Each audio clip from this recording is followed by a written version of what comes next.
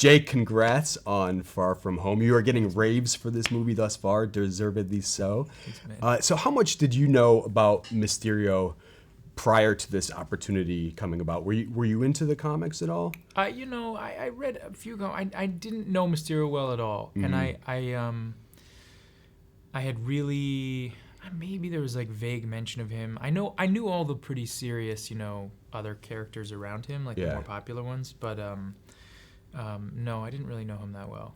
So he was a bit of a Mysterio to you, which is what I liked. Yes, I'm sorry. It just yes. It's sometimes like I know I shouldn't say it. It just comes out. It just happens. It just happens. Well, yeah. I mean, he. What I like about him is that he's a little bit more obscure. So when they came to me and they were talking to me about the role, and the things that they wanted to do, because he was, originally an antagonist and really a villain in the comics, and then, in the movie they wanted to flip that on, its head and make him a real hero in this, which I think actually does work very well with the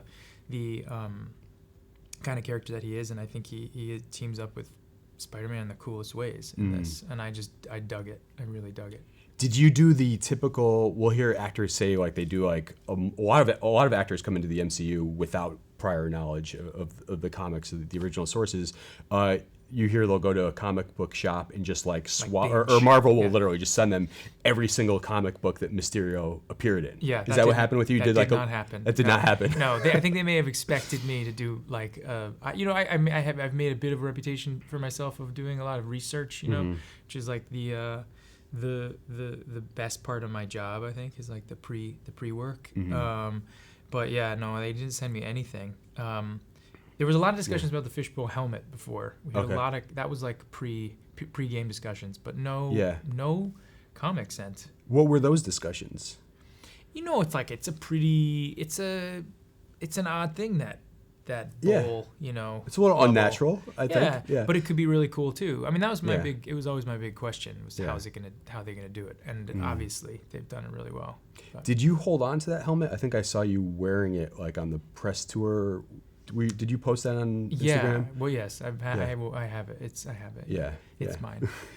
It's become a part of me. Yeah, it's part of my identity. I mean, it's a beautiful helmet. It is. I can understand. The one that I have is a little more purple than the one you see in the movie. Yeah. The one you see in the movie is pretty much all just white smoke, but this is purple and blue smoke with some speckles and sparks. Okay. So it's kind of like the 2.0 version. It's actually kind of the maybe The point, no. The point I five? think it's 0.5. I think it's a first try. It's a first try. They were workshopping it. Yeah, still. yeah. Once you got to know this character, what intrigued you about him? Man, I love how smart he is. I think a lot of characters in the MCU are all very smart.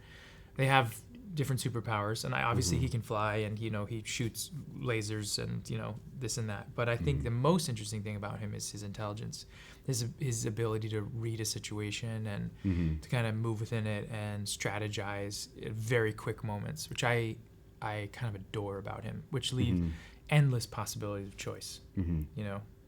How much of the appeal had to do with that sweet costume? It's a little gaudy. It's a little on the gaudy side. I didn't know how much I was gonna love it. I mean, I slowly fell in love with it over the course of production. I fell deeply in love with that suit. And the other day we put it back on for some press stuff we were doing, and the sweet feeling of tight latex. So you is it tight latex? It's not latex. Sorry, it's spandex. Spandex. Yeah. So you adapted it. You learned to love it because Mysterio. I mean. The costume is I mean, as with all superheroes in that way, it really creates an identity for you. Yeah. And as an actor playing so many different roles throughout, my career, you always are doing work to sort of pick what you're wearing and what the characters. And as soon as you put on that costume, you're like, I know who this guy is. Yeah. It does so much work for you. Yeah. So it looks a little cumbersome. Looks a little on the heavy side. It's got to add a few pounds. It is. The chest plate itself attaches to these metal prongs that I have to put on, and then the cape attaches to that, and then inevitably there are these electric drills that they have to drill into the chest plates. I would say it's probably and it's a full wool cape, like proper Game of Thrones times 4. Yeah. Yeah. With light battery packs. First time wearing a cape, right? No. Not that you know Not in of. public. Not that you public, know yeah, of. not What in is the public. secret to rocking a good cape?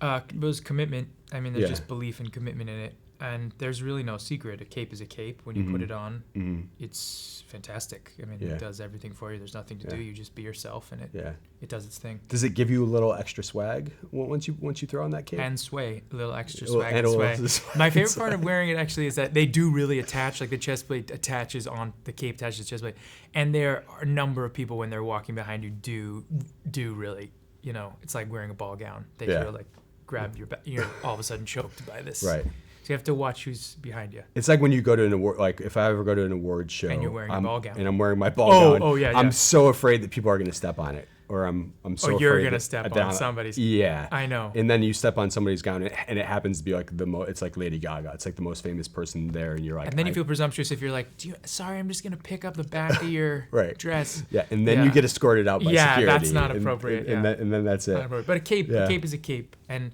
what Yeah. you don't know about the Mysterio costume is that it's backless. Mm-hmm. So that's nice. Ah, okay. You get a little air back there. Yeah, Nice. just a little sort of like a little pizzazz.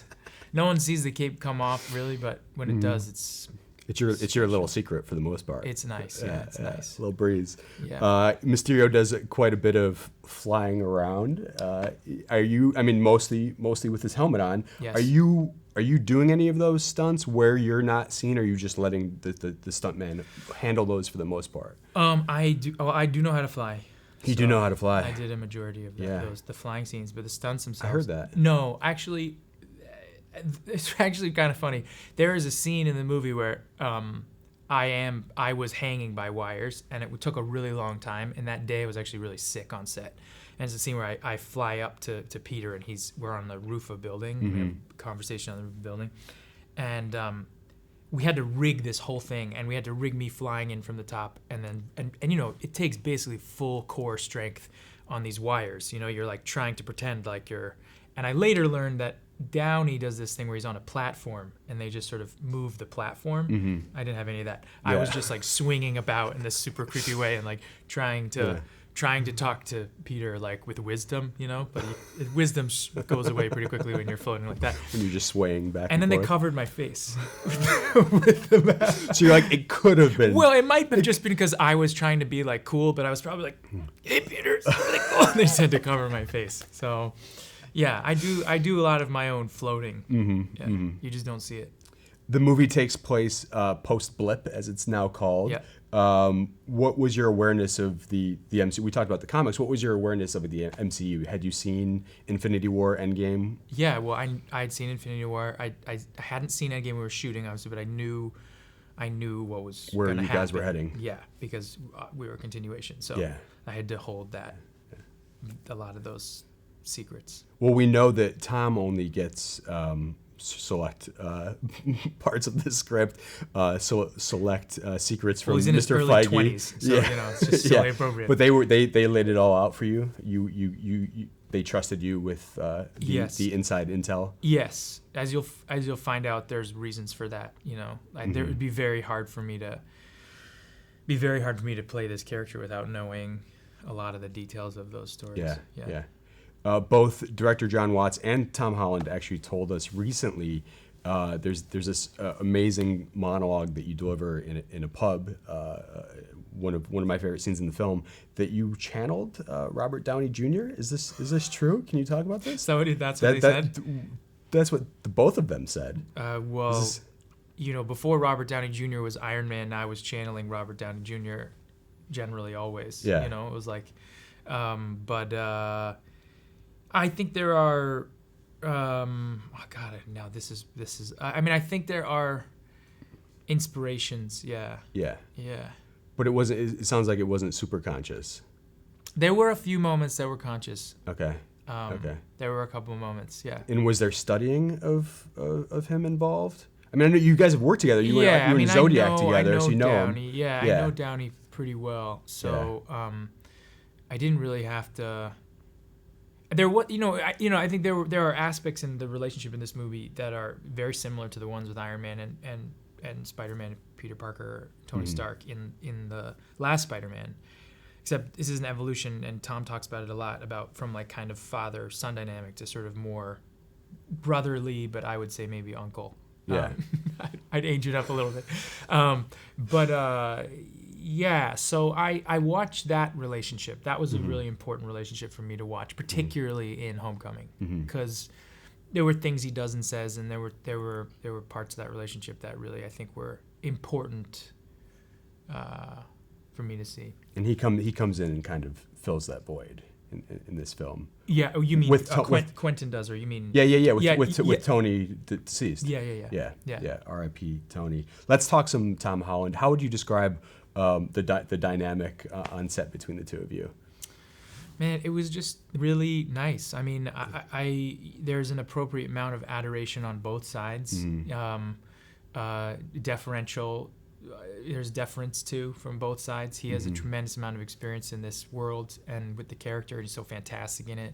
I have such respect for him as Spider-Man and all the work he does, and also a real respect for his work ethic. So I think this is just the beginning for him as an actor. We all love him as Spider-Man, but I think he's vehement about creating a space for himself outside of that too, you know, which I love. And he, in the opposite way, I think has seen work I've done and really like admired it, and so has the appropriate amount of deference for the narcissistic ego of an actor, being me, and so that made a nice balance. So you appreciated that. No, I just love him. He's just a good dude. Like I think he's just a good dude, and you know, he's open, super gullible, and I feel like there's a story there.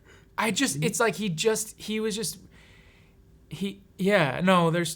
there's stories, but did you do anything to to antagonize him a little bit? I constantly do things to antagonize him. Like it's just great. What is your favorite? Give us like physically an just scaring him, you know, like frightening him sort of a little bit. Yeah, a little intimidation factor. Right? It's just fun. It's like so many people are like it's his age. You know, a lot of people are telling him how great he is and all this stuff, and he just needs a little bit of. Yeah. You know what I mean? I mean, he is such a nice dude, such a lovely dude. Every time I meet him, I keep waiting for him to just come in and be like totally jaded. Is he still fully unjaded? He's fully he's becoming more experienced, you know? Yeah. And that's really cool to see. I mean, even over the year and a half that I've known him, I've seen him grow. You know, it's like exponential watching him grow. Yeah. But he's just become kinder, and I think his depth of understanding of the responsibility of this role really it shows, you know? I mean, and I don't think he I think he really enjoys it and loves it and feels really grateful for it. And he's not jaded yet. He's not. Is it inevitable that he will? Like, I mean, you started very young. Was there a point where you felt yourself, or if you look back in retrospect, where you felt yourself getting jaded being in this industry? I mean, it's an insane career that I may you have guys been born jaded. I don't know. So that's one thing. Yeah. But I mean, I think that there's an inevitability if you're lucky enough to do it for a long time, where there are ebbs and flows and all that with all of our careers, right. all the work that we do. There are times where just like things are just banging, times where it's sort of resting different places, and in those times you learn about yourself. You know, like it's a time right now where this movie is so anticipated, and he's done such an incredible job with this role, and everybody loves him in it, and there'll be a time where he'll evolve, and I think in those times he'll be amazing learning lessons. But I think he's grown up and has such a great family, and he has such a. I mean, we went to do this talk show the other night, and his entire family, and by entire family, I mean generations of Hollands, and then their animals were at this talk show.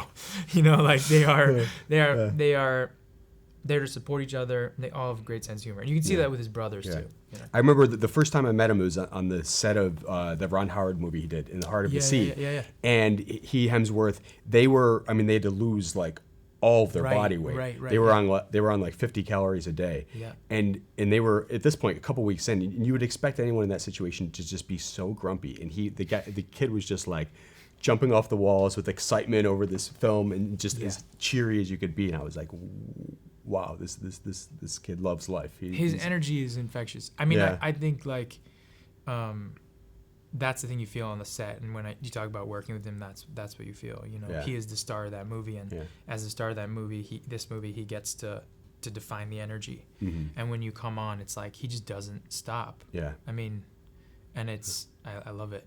I think you almost played Spider-Man at one point. Is that true? Back in the day? I don't know if there's there's every single kid has almost played Spider-Man. Yeah.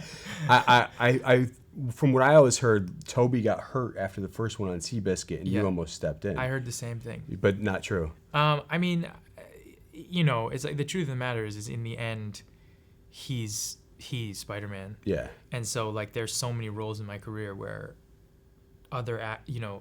I was up against another actor, or there was something that happened that possibly could have happened that didn't happen, but maybe it would have, you know, it's Right. like, and eventually my belief is when an actor's played a character, particularly in a movie, the character's theirs, and that's that.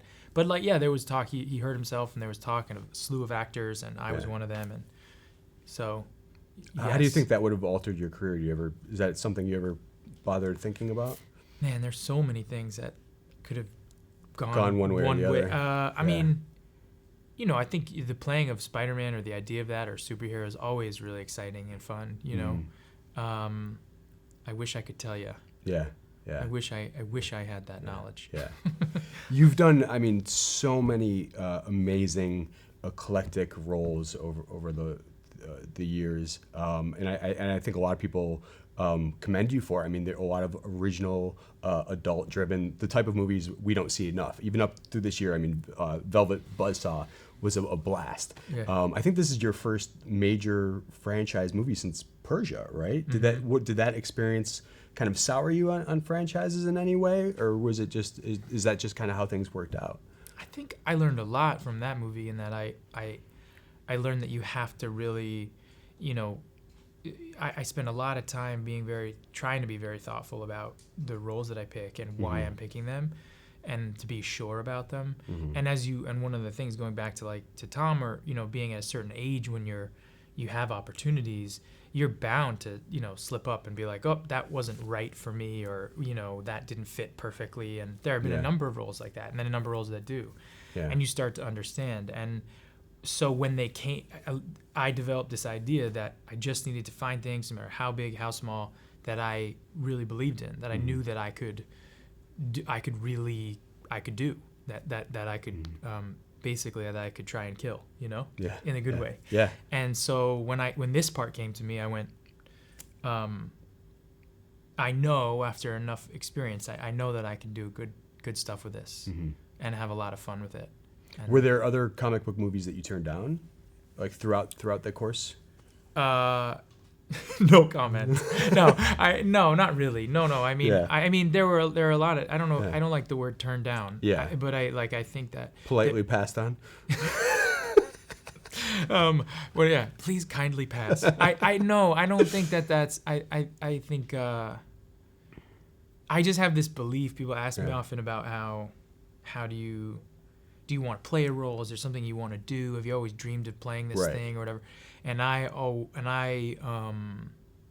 just don't feel that way. I think things come to you, and there are opportunities coming at all of us all the time. It's just whether we choose to whether we choose to go that way or not. I feel that way about movies too. So I'm kind of like, what's gonna come next? Is anything? Oh, you know, that seems interesting. There's now a divide in the Gyllenhaal family. Maggie was in The Dark Knight, DC Comics. You're now in Spidey, part of the MCU. I mean, is Thanksgiving going to get a little heated now? Well, I mean, it was it was that way since birth. Yeah. So we've both been equally jaded, just on different sides of the comic book world.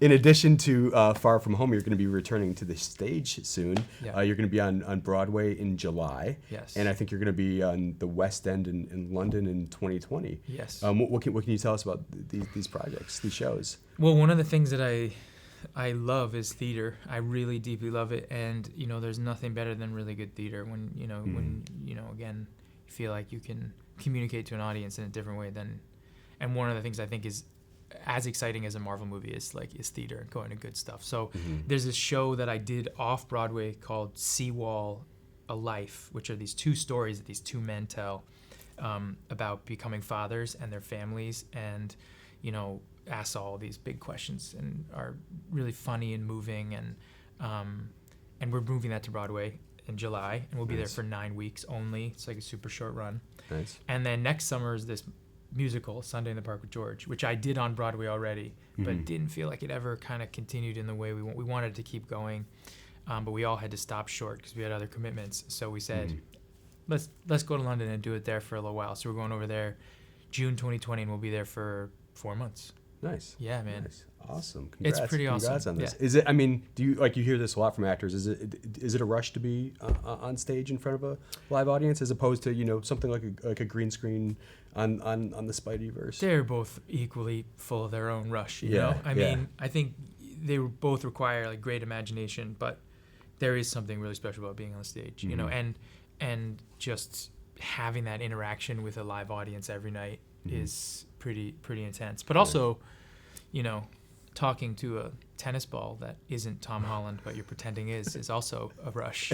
In its own way. Yes. Jake, finally, I don't want to get too personal, but every once in a while there's just something that comes up the internet needs to know. Yes. Is Ms. Flufflestiltskin your cat or not your cat?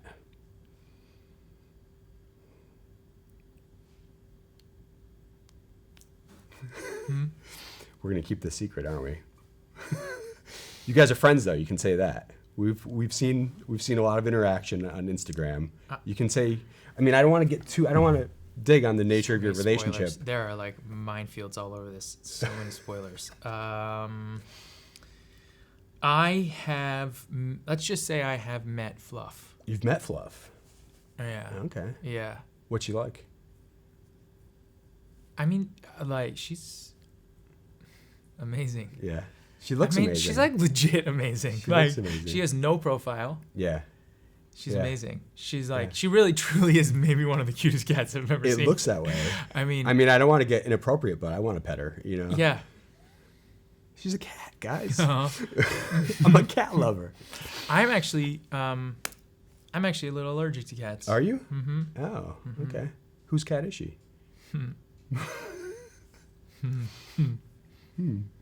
You asked the hard-hitting questions here. Yeah, I know. We're going out. We're going out hard. Yeah. Just can you feel the heat from these lights now? Yeah. Jeez. I'm about to go like Albert Brooks in broadcast news, or even Nixon. This is how it feels. It feels like we're in the debates. There's so much at stake. I know. I've got a reputation for asking hard questions. I just crossed my legs the other way. Yeah. Well, one of these days, the secret will be revealed. It's gonna get out there. Hey. And I'm gonna get it. Maybe. Yeah. Maybe I'll save it for you. Great to talk to you. Nice to talk to you too, man. Thanks so much.